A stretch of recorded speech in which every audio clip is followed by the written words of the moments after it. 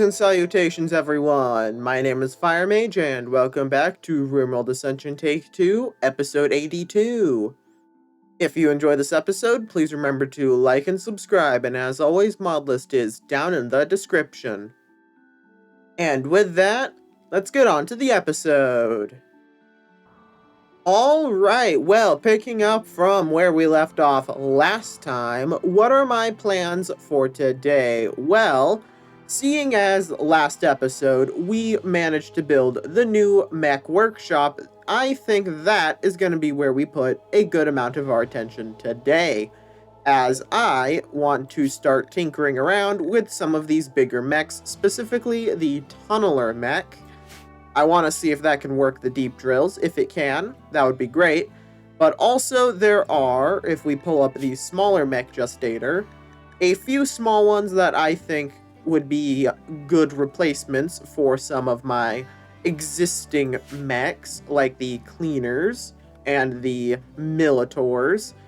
So that is going to be what we prioritize today, and we're going to put that on the list. Now, that's obviously not the only thing we're going to be doing today, as we also have the empty building over here, which used to be the dining hall.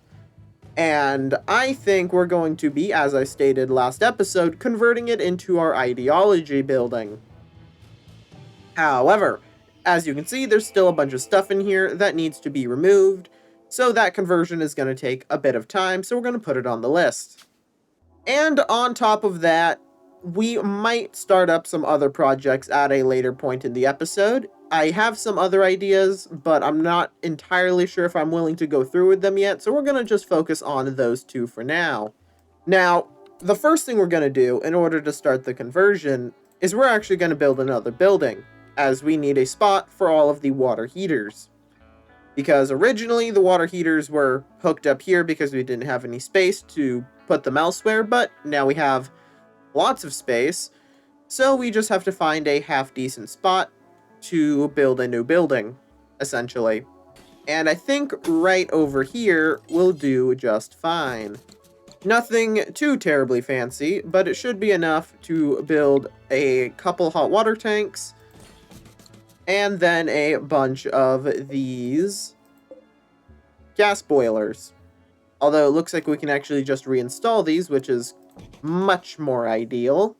And we'll just do a little something like this. Then, of course, a simple concrete floor. Now all we have to do is hook it up to the system. And there we go. That should hook everything up properly. And then we will simply begin the deconstruction process. Ah, and we have an exotic goods trader passing by. Very nice. Well, let's go ahead and see what they have. They're always a fun gamble. Sometimes they have some really cool rare items. Alright, let's see. Well, first of all, they have 18 components and some Glitter World medicine, which we will most certainly be taking. They do have some interesting gene packs, nothing that I need particularly. Although, what is this? That is one I want, but I'm not willing to take it with poor cooking. Let's see, they have some interesting bionics. Nothing too terribly interesting, though. After going through everything they have to offer, we are only going to be buying their components and Glitter World medicine, which brings us to a total cost of minus 928 silver. They did have a few interesting blueprints and whatnot, but nothing we can use just yet, so I'm not going to bother filling up my very limited warehouse space with stuff I can't even really use.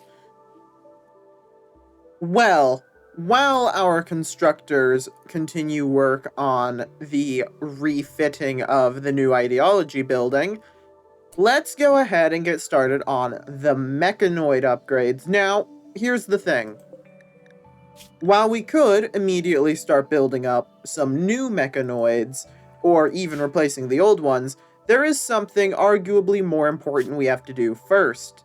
That being upgrading a German's equipment, as now we have the ability to make things that provide even more bandwidth, which is what we want to do. Not only can we get more bandwidth, so we can have more mechs, but we can also now make armor out of it. Granted, the armor does require more advanced components than a simple headset and does essentially the same thing, so not that big of a concern. We'll simply make an array headset.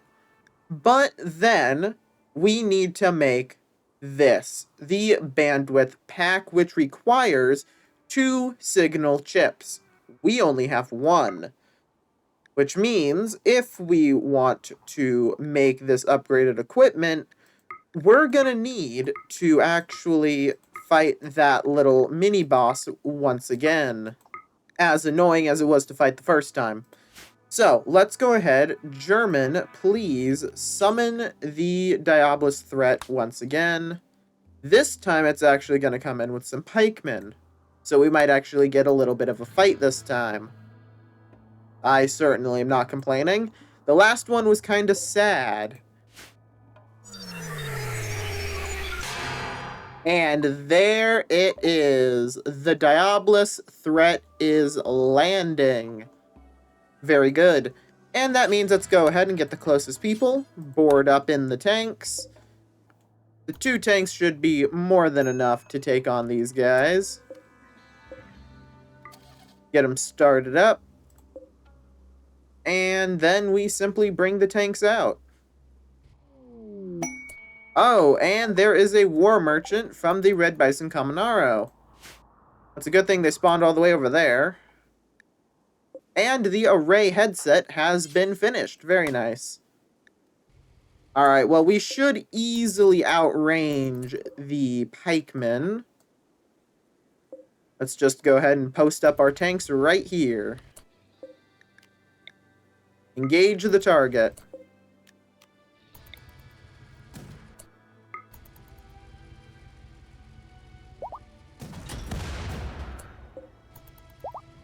Did that do no damage?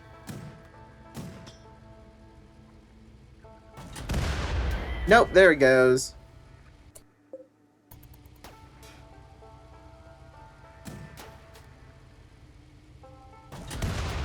And there goes all of the little minions.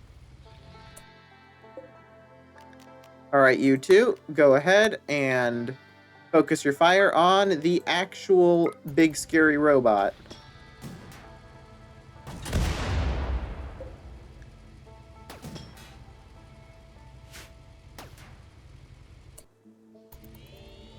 Oh, and it's summoning the Beam of Destruction. Well, that means fall back ever so slightly so we don't get hit with the Beam of Death.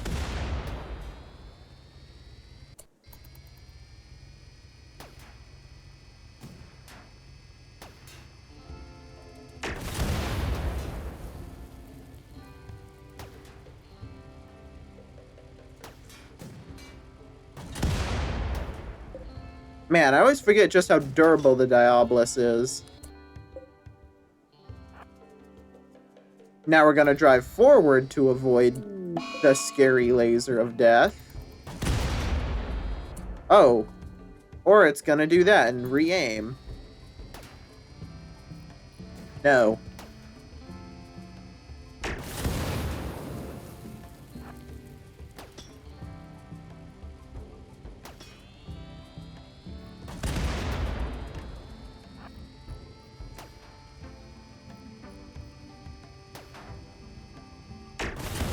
We are just baiting this thing into firing its Diabolus cannon.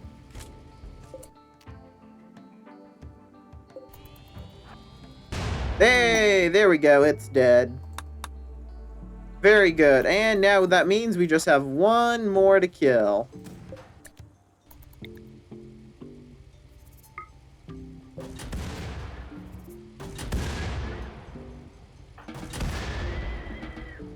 And there we go.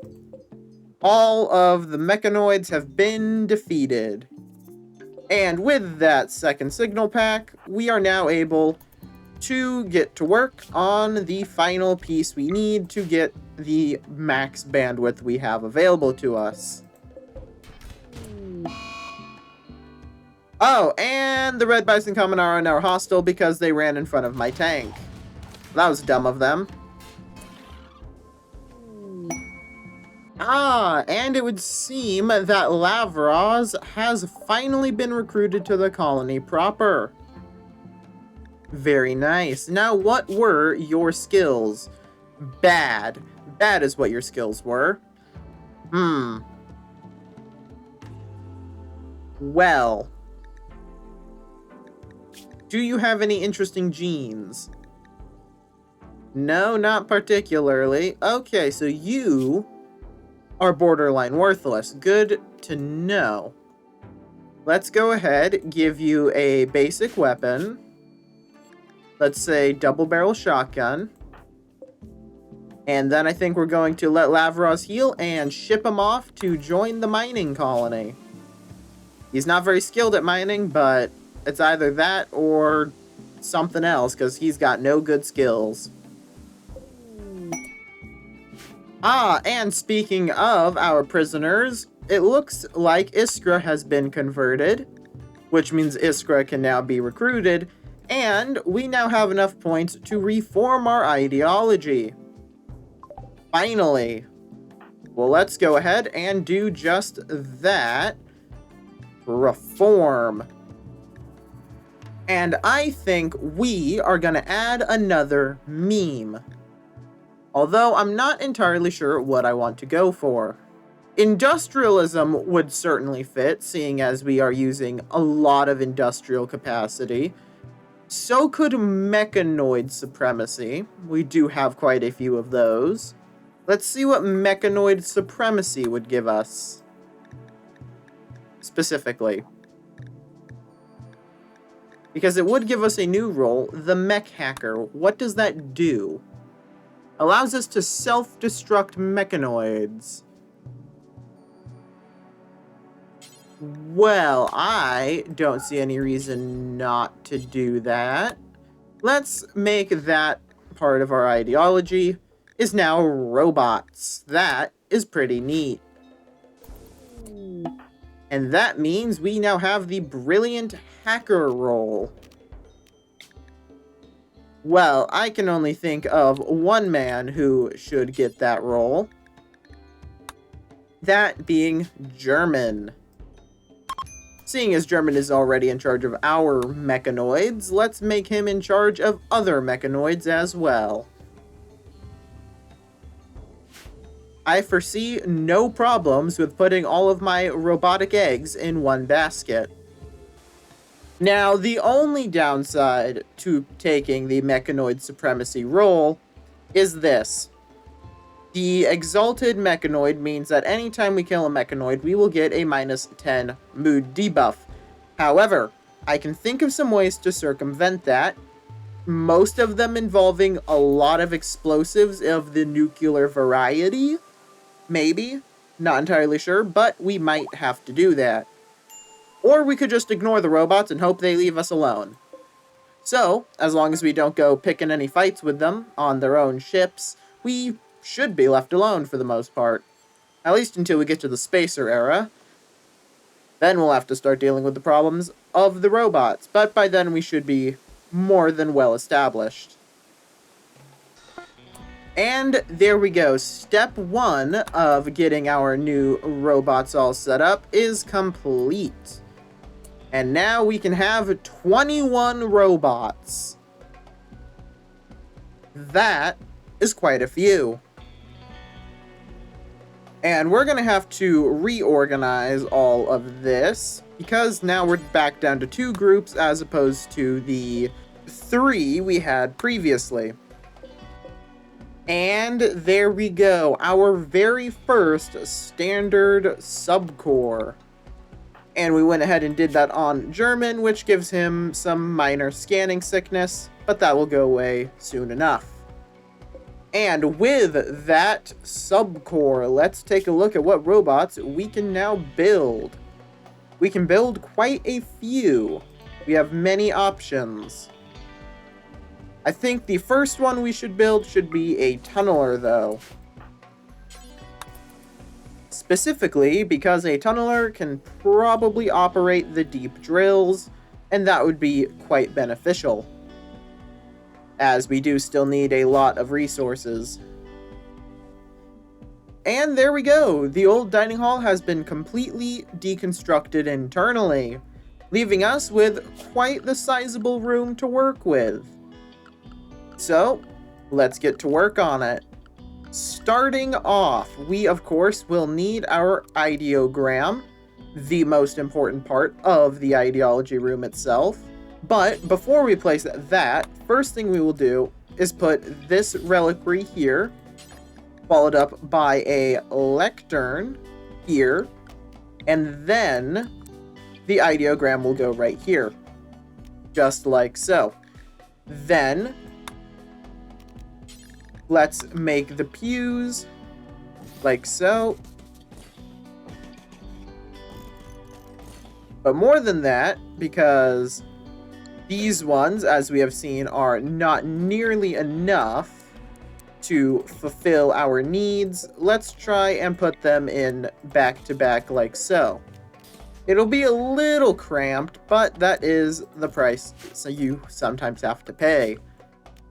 Then we'll build another reliquary here and here, like so, with a wall going along like this. Now, that does, however, leave us with these two side sections, which you might be wondering what we're going to do with those. Well, first of all, the easiest thing for us to set up is going to be a bathroom of some sort, which is the most important room at this point. So let's go ahead, design a very simple bathroom, one on each side. Should be more than enough. And there we go. Those will be the two bathrooms. One for men, one for women. Should work just fine there, which does, however, leave us with these two little side rooms here. Gonna be honest, not entirely sure what to put in those. We don't really have much we can put in those. So I think for now we'll probably just leave them empty.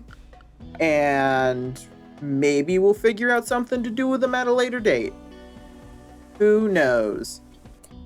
I did, however, almost forget to build the concrete pillars. That could have been mildly inconvenient.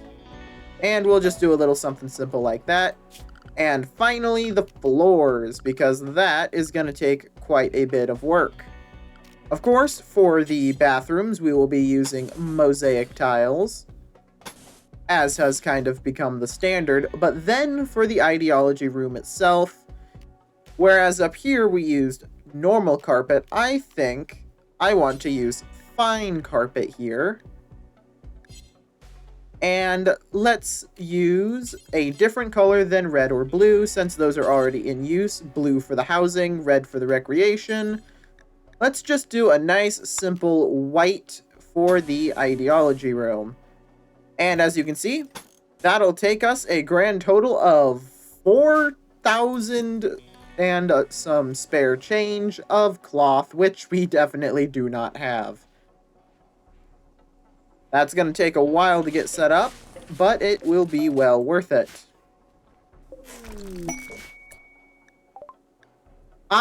And there is our first delivery from Sam. 1,226 horse meat and 456 plain leather. Very good. And that should keep coming in every single quadrum.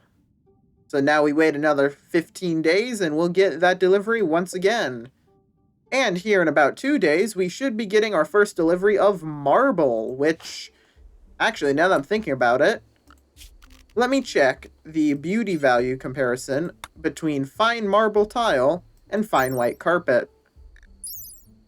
Okay, so although marble tiles are pretty cool, the fine white carpet does have a bonus 1 to its beauty value compared to the fine marble.